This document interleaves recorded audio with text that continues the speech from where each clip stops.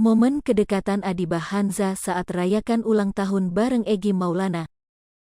Adiba Hanza tampak merayakan ulang tahunnya ke-22 pada tanggal 7 Juni tahun 2022 kemarin. Acara berlangsung dengan meriah dan dihadiri keluarga terdekat serta teman-temannya. Namun perhatian netizen jatuh pada sosok Egy Maulana Fikri. Diketahui tengah menjalin hubungan asmara dengan pesepak bola Egy Maulana Fikri, Adiba Hanza terlihat merayakan bersama.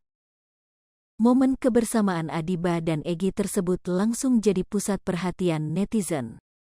Sering terpisah oleh jarak karena harus bermain di klub bola asal Slovakia.